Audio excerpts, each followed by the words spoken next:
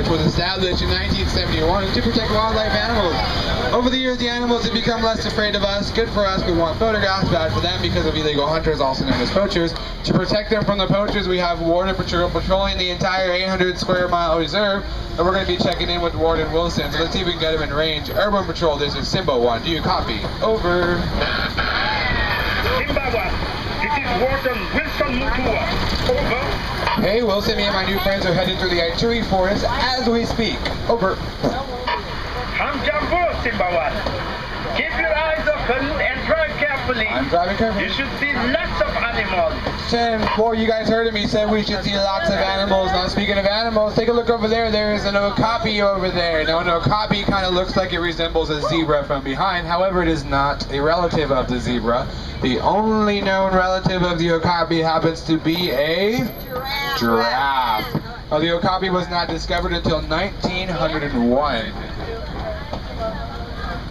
Now we're coming up on a watering hole here in the left. Now watering holes are used as a gathering for millions of animals throughout Africa.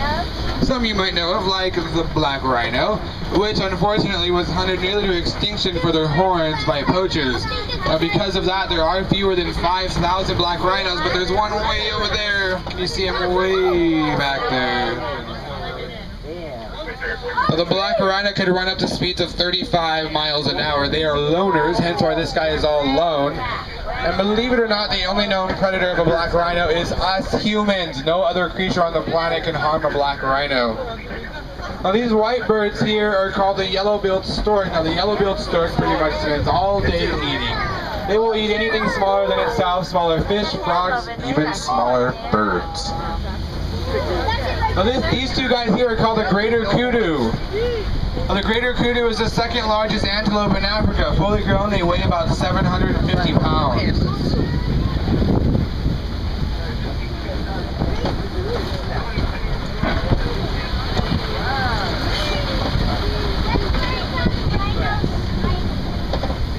And we're gonna head out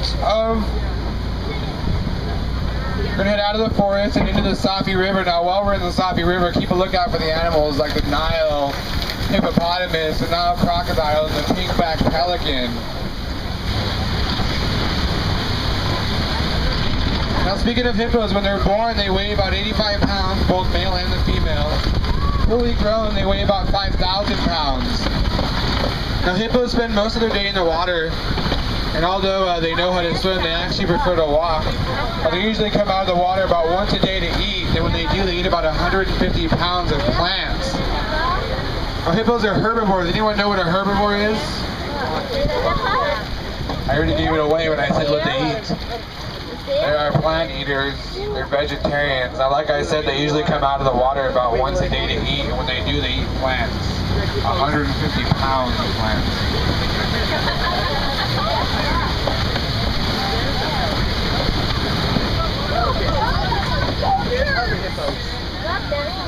Now the white birds in the middle of the island are called the pink-backed pelican. Pink-backed pelican pretty much spends all day eating as well. They will eat anything smaller than itself, and they work together and herd smaller fish towards shallow waters to have a nice feast.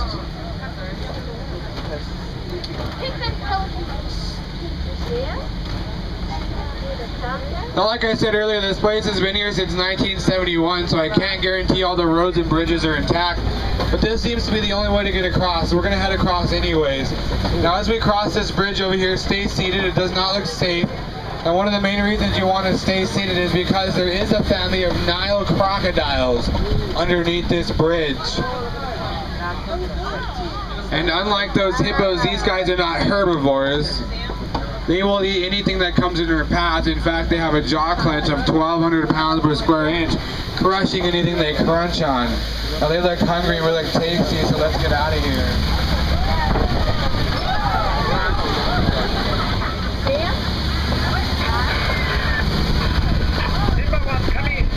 Hey Wilson, good to hear from you. This is Simba 1. Over. Just wanted to let you know that my ground patrol has seen a lot of elephant activity near the red clay pit. Oh wow. You definitely want to check out that area. 10-4, before, so we'll head that way in just a bit. Right now, guys, we're headed towards the Savannah, which is a completely different ecosystem. Speaking of different, take a look at the baobab tree off to the right. Kind of looks like an upside down tree, but those are not roots, those are actually branches. And those branches do stay leafless about 9 months out of the year. Now, that tree can also survive long periods of drought by storing millions of gallons of water in its trunk. It's a very powerful tree. Now, this is one of my favorite views of the reserve. The Serengeti grassland stretches out hundreds of miles throughout Africa. It's also known as a super highway for millions of migrating animals that travel through here every year. Some of you might know, like the lions, the cheetahs, the giraffes, the elephants. It's all part of the wild Africa us humans are working very hard to conserve.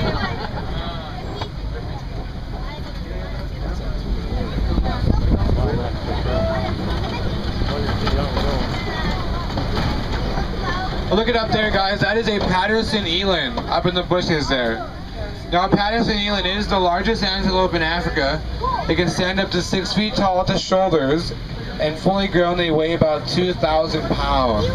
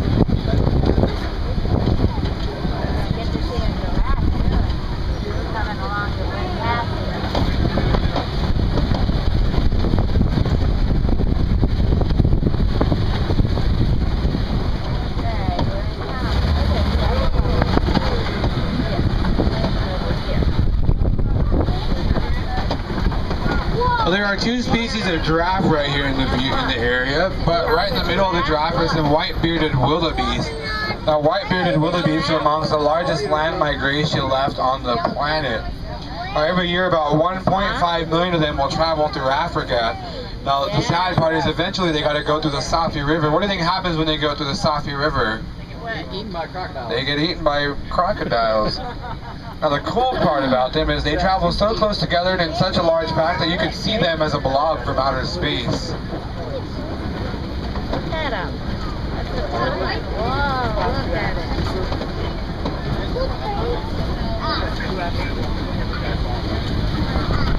Now, there are Maasai giraffe and reticulated giraffe. You can spot the difference because the Maasai giraffe has thicker lines on its body and they're not really white, they're beige. And the reticulated giraffe has thinner lines. Now, the giraffe is the tallest living creature on the planet. The reticulated will get about 20 feet tall, while the Maasai will get about 19 feet tall. They spend all day eating plant leaves or grass, and believe it or not, out of the entire 24-hour day, they only sleep for about 30 minutes. Well, the small guys here are called Thompson gazelles, also known as Tommies. They look like babies, but they're actually fully grown. When fully grown, they only get about 60 pounds. Now, when they're born, they're probably about the size of my palm here, and they only weigh about 3 pounds. Very tiny little creatures. That's the Ankole. Well, the guys way off in the bin with the large horns are called the Ankole cattle, also known as the Watusi cattle. Well, they get the name Watusi from the Watusi tribe here in Africa. Well, the horns on their head look like they're heavy, but they're actually very hollow on the inside. In fact, they have a honeycomb structure in there. Now, those horns will get about 6 feet in length from point to point, and they have about a 20-inch circumference at the base. Now, there's a reticulated giraffe way out by that baobab tree.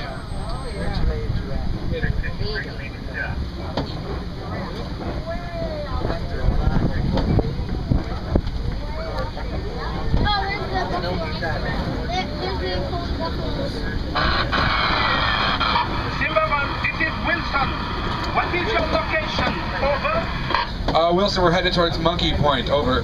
Keep your eyes open for me. We picked up a baby elephant that was wandering off on its own. We can't find the mother. Oh, wow. I'm afraid torches may be in the reserve. All right, Wilson, we'll head that way in just a bit. Right now, guys, we're going to pass Monkey Point, which is home to a family of mandrill monkeys. Largest monkey in Africa. You can see him right there. They only get about 100 pounds. Oh, they're also the most colorful monkey in the world. They have a red, white, and blue face. And you might recognize them as Rafiki from that Disney movie produced in the 90s called The Lion King. And here's an African elephant up here on the right. Well, we're not going to stop for this one because Wilson says there's some by the red clay, so we'll keep going. Let's see if we get a good radio station going here from Harambe. Not this one, just keep going. Alright. Now you guys might have noticed that elephant had dirt on his back. Well, the reason elephants have dirt on their back is because their skin is very sensitive to the sun. So just like we put sunscreen on our skin to protect our skin from the sun, they will put dirt on their back, which acts as a sunscreen for them.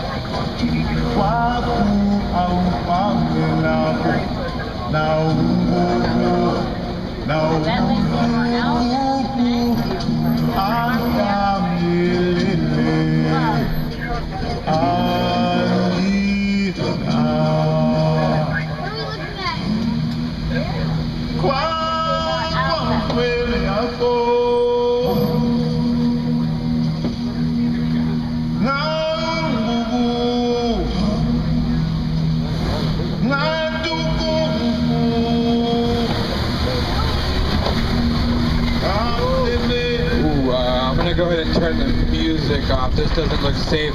Guys, stay seated as we cross this bridge. It doesn't look safe.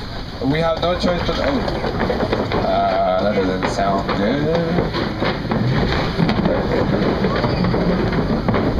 Oh my gosh, guys, stay seated, guys. Stay seated. Let's get out of here. This one.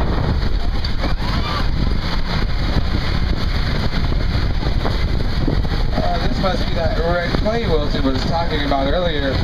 Now you failed to mention the bridge, but here's the red clay. Well, the elephants actually eat this red clay because it gives their bodies minerals that they don't get from eating plants and leaves throughout the day. Now scientists here on the reserve are studying the elephants to help better understand how they communicate with each other.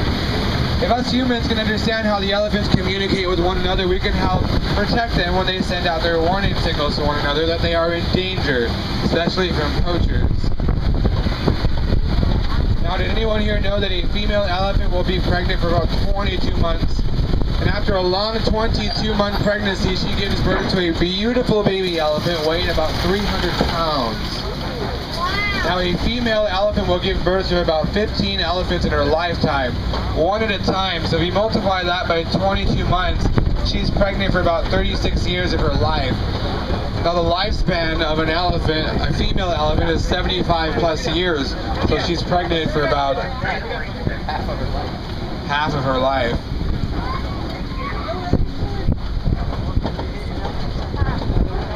Now, humans actually hold the record for the longest childhood with our mothers before we venture out into the world.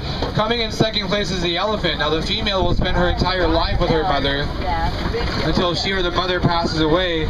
And what happens with the male is about 15 or 16 years of age, he ventures out. Now, he doesn't venture out by choice. What happens is when he hits that age, he gets very aggressive with the females because of puberty. Now, the mother does not approve of him getting aggressive, so she kicks him out of the tribe, pretty much kicks him out of the house, and that is how the male elephant ends up on his own. Whoa, look at the baby. Baby over here, see the baby? Now, we're coming up on a flock of greater flamingos. Now, greater flamingos are the lighter of the flamingo species. That's why I know these ones are greater flamingos, because of the light shade of pink they have. Now, they get the beautiful pink color on their feathers by eating shrimp.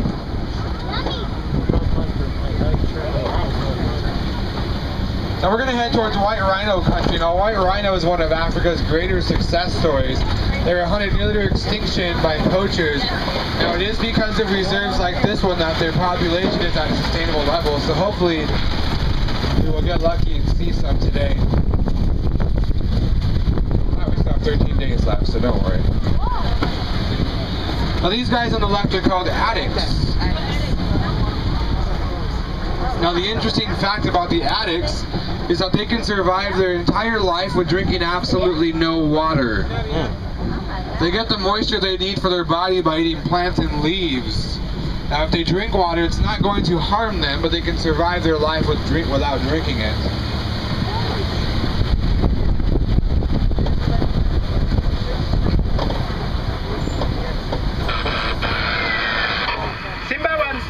I see you at the junction. I suggest you go west.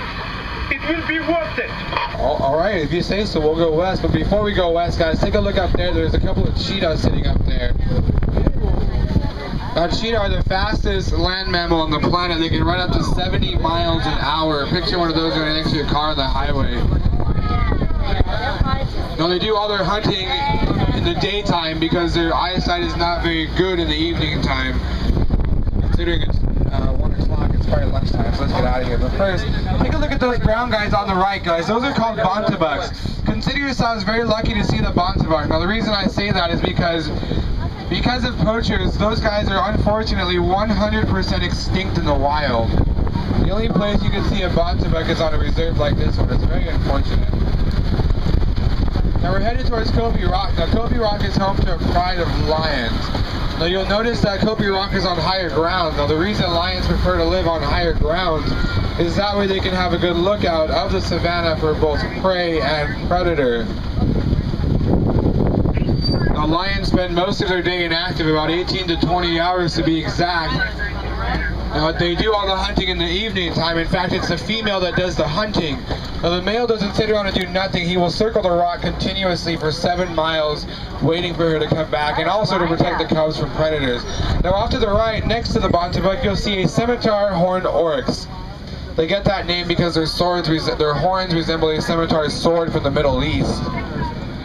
Now there's the white rhinos we were talking about earlier. Now the white rhino's body... Yummy. Yum. Now the white rhino, their bodies are physically larger than the black rhinos. In fact, in the white rhino species, the female is larger than the male.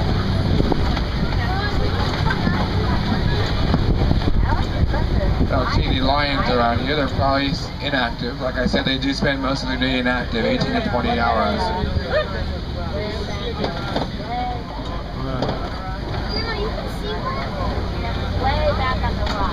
Now we're coming up on some burrowing holes. Now judging by the size, it looks like a warthog hole, and I'm right, there's a warthog up there on the left. Another name for a warthog is Pumbaa. Now warthogs are the largest burrowing mammal in Africa. Now what they do is they dig the holes, and they will put their babies in the holes, and then they put themselves into the holes, horns out. The reason why they go horns out is in case a predator comes their way, they can charge at 35 miles an hour. Now here's an ostrich up ahead, and here's an ostrich egg here on the left. Here's a nest. Largest bird eggs in the world, 3 pounds apiece. Ostrich is the largest bird in the world. Now, however, being the largest bird, he and she, there's a male back there, the black one is the male, they are both flightless. They cannot fly, but they can run up to speeds of 35 miles an hour.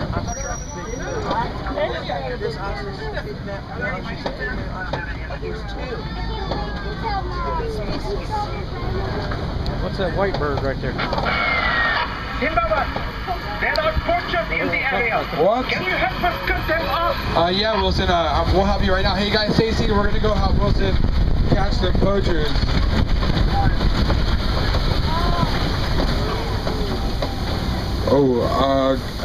Guys, it looks like the poachers got out of the reserve. Stay seated as we exit the reserve. The roads outside of the reserve are not safe for this vehicle to be on, so it's gonna get very bumpy. Wilson, you have any idea which way those poachers are headed? Over. The poachers are heading east. Keep going, and you'll drive them to my patrol. Over. 10-4, Wilson, we'll head east. Guys, we gotta go through some geysers. Stay seated, can't guarantee some of you won't get wet back there. Woo, hopefully I'll stay to those guys. Oh, no. Guys, there's some geysers on the left and the right. Here we go.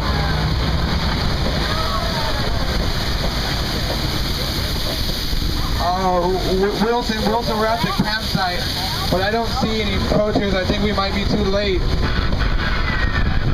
Oh, not to worry. You dropped them right into my patrol.